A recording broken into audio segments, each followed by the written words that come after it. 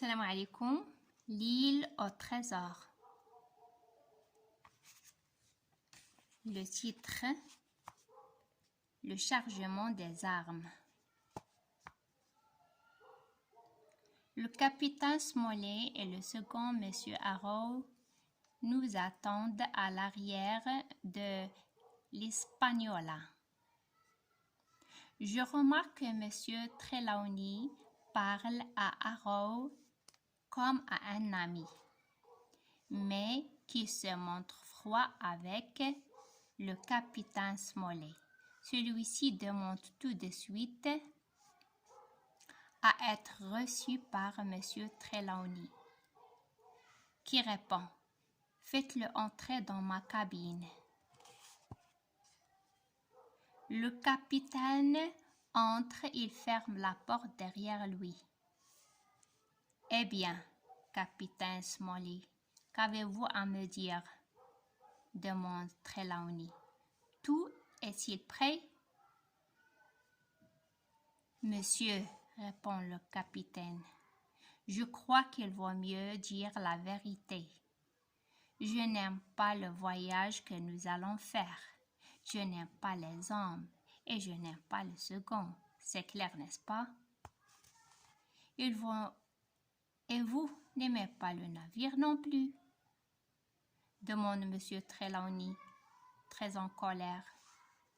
Je ne sais pas, monsieur, je ne l'ai pas encore essayé. Il me paraît bien construit.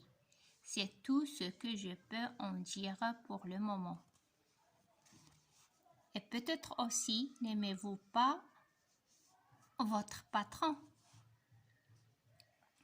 Un moment, dit le docteur Livesey. Permettez-moi une remarque, capitaine. Vous en avez dit trop et pas assez. Vous n'aimez pas ce voyage. Pouvez-vous me dire pourquoi?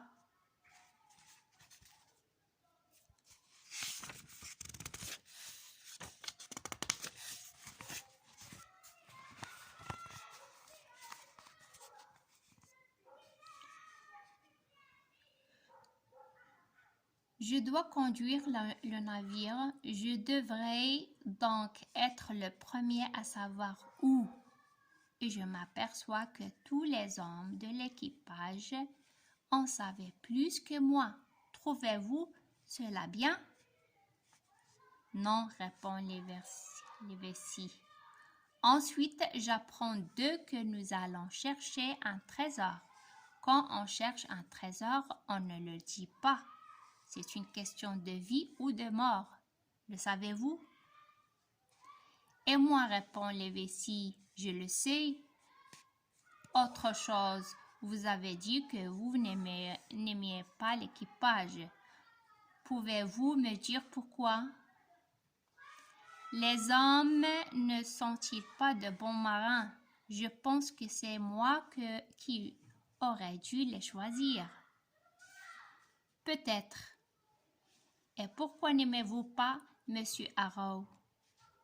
C'est peut-être un bon marin, mais un bon second ne passe pas son temps à boire avec ses hommes. Ceci dit, capitaine, où voulez-vous en venir?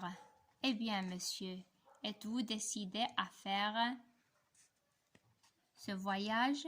Oui. Alors, si vous le permettez, je vais vous dire encore quelques mots. Premièrement, les hommes sont en train de charger des armes à l'avant. Il ne faut pas les laisser faire. Il faut placer ces armes sous vos cabines. C'est plus sûr. Deuxièmement, vous avez amené 4 de vos amis avec vous. Et j'apprends que 2 d'entre eux doivent s'installer avec l'équipage. Vous feriez mieux de les garder auprès de nous. C'est tout ce que vous avez à dire? Demande Trelawney. Il paraît que vous avez une carte, que sur cette carte, On voit les points rouges qui montrent les endroits où le trésor a été enterré et que l'île est aux Antilles. Je n'ai jamais dit cela, coupe Monsieur Trelawney. L'équipage le sait, monsieur. Les vessies. C'est vous, Hawking, qui avez parlé? Allons, ne discutons pas, répond Levercy. Mais je vois bien qu'il donne raison au capitaine. Je demande au moins, reprend le capitaine, que personne ne sache qui garde cette carte. Pas même moi et surtout pas Monsieur Arrow. Je comprends, dit M. Trelawney. Vous avez peur de vos hommes. Vous pensez qu'ils vont nous attaquer. Monsieur, ne me faites pas dire ce que je n'ai pas dit. Si je le croyais, je ne partirais pas avec vous. Monsieur Arrow et les hommes peuvent être donnés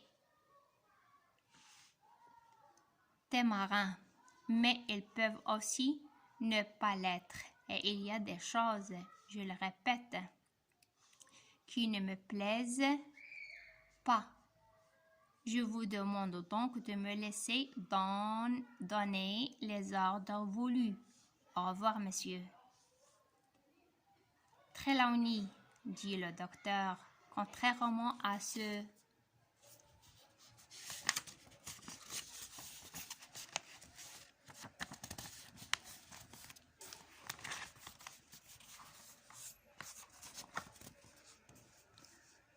que je croyais, d'abord, vous avez au moins 2 hommes honnêtes à bord. Smalley et John Silver. Silver, si vous voulez, mais Smalley n'est ni un homme, ni un capitaine, ni... Nous verrons, répond le docteur. Nous monterons à bord que peu après, et nous trouvons les hommes sous les ordres du capitaine, occupés à changer les armes de place.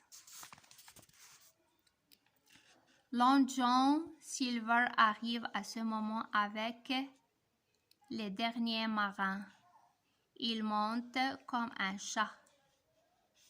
Rapidement, voit ce qui se passe, paraît étonné et demande « Qu'est-ce que vous faites là ?»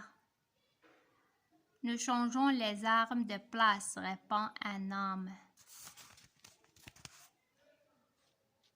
Quelle idée! Il sera trop tard ensuite pour partir avant la nuit. C'est moi qui ai donné cet ordre, dit le capitaine. Vous descendez, préparez le dîner. Oui, monsieur, répond le cuisinier. Et il disparaît en direction de sa cuisine. Voilà un brave homme, capitaine, dit le docteur. Je ne dis pas le contraire, répond le capitaine. À ce moment, il m'aperçoit et me crie. Toi, petit, ne reste pas là à ne rien faire. Va aider le cuisinier. Je l'entends qui ajoute. Chacun à sa place, docteur. Moi non plus, je n'aime pas le capitaine Smollett.